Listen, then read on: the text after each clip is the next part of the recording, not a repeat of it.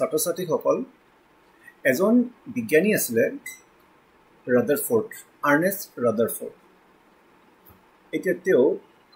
Ernest Rutherford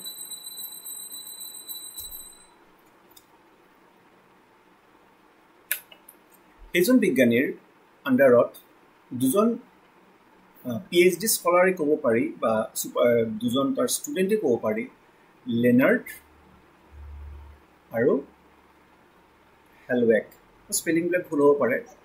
লেনাৰ্ড and হেলৱেক ইহঁতক ৰাদাৰফোৰ্ডে এটা দায়িত্ব দিলে এটা পৰীক্ষা কৰিবৰ কাৰণে এটা এক্সপেৰিমেণ্ট কৰিবলৈ কাৰণে ৰাদাৰফোৰ্ডৰ লেবৰেটৰীত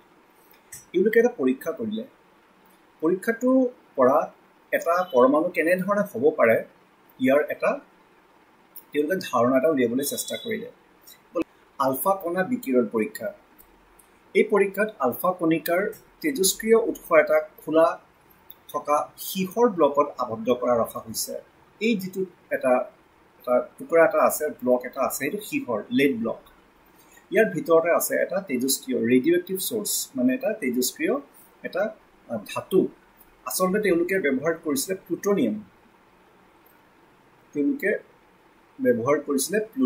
প্লুটনিয়ামৰ পৰা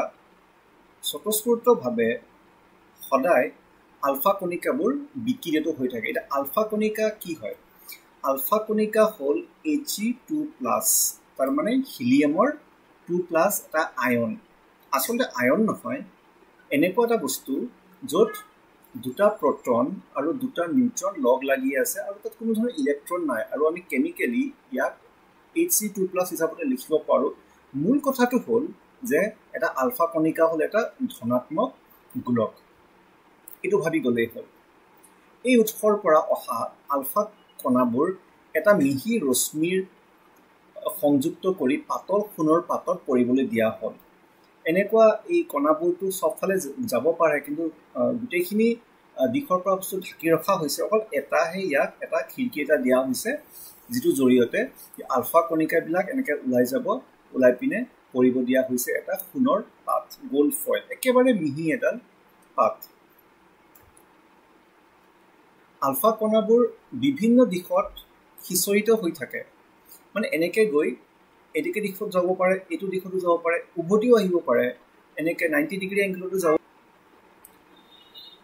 বেছিভাগ কিন্তু কমভাৱে বিক্ষিপ্ত হৈছে আৰু কণাবোৰ জিংক ছালফাইডৰ পৰ্দা এটা কৰিবলৈ দিয়া হ'ল যাৰ এটা ঘূৰ্ণীয়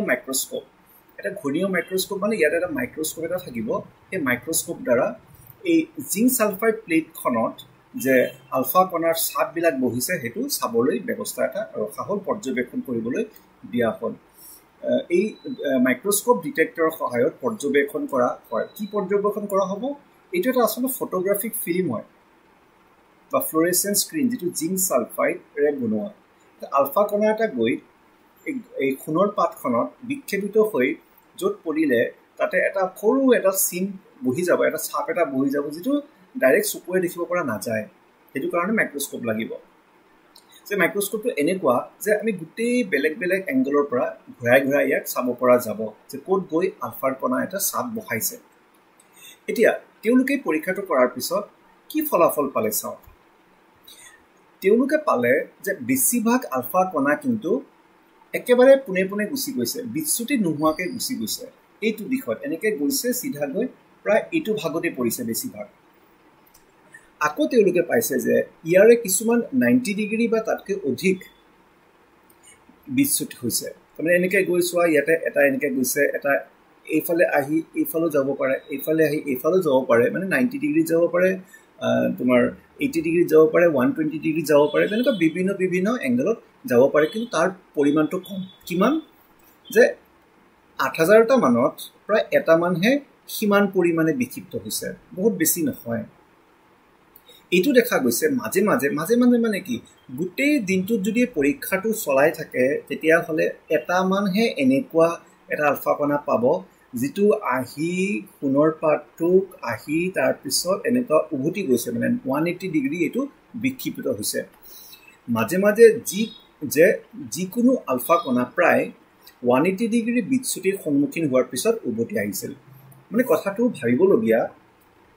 যে আলফা কণা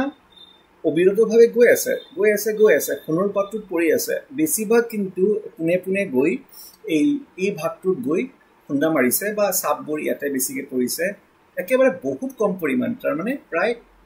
৮,০০০টাৰ ভিতৰত এটা মানহে এনেকুৱা হৈছে যে 90 ডিগ্ৰী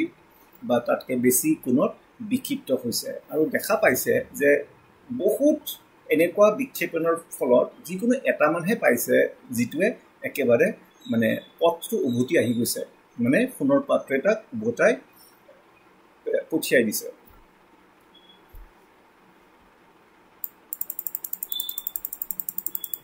এই যে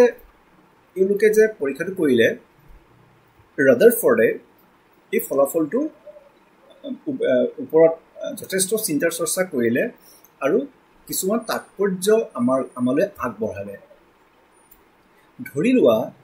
যে এইটো হ'ল এটা সোণৰ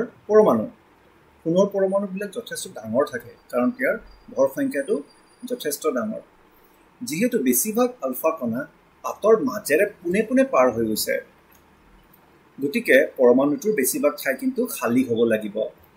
আকৌ এইটো দেখা গৈছে যে পৰমাণুৰ প্ৰায় সকলো ধনাত্মক আধান আৰু ভৰ কেন্দ্ৰত কেন্দ্ৰীভূত হৈ আছে যাক নিউক্লিয়াছ বোলা হয় যিহেতু ইয়াতে দেখিছে বিক্ষেপণ হৈছে কিন্তু কম পৰিমাণে বিক্ষেপণ হৈছে তাৰ মানে বুজি পোৱা যায় যে ভালেখিনি ঠাই খালী যাৰ কাৰণে চিধা যোৱা বহুত দেখা গৈছে কিন্তু উভতাই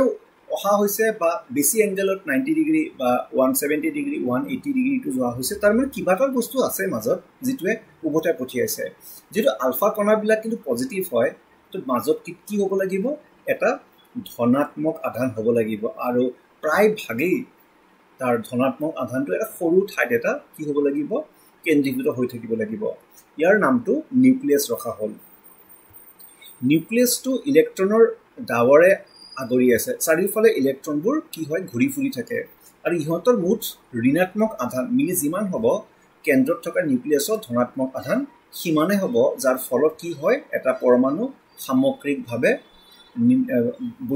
বৈদ্যুতিকভাৱে নিৰপেক্ষ বা আমি ক'ব পাৰিম ইয়াক নিউট্ৰেল বা একেবাৰে প্ৰসম এইখিনি তাৎপৰ্য ৰাদাৰফৰ্ডে আমালৈ আগবঢ়ালে এতিয়া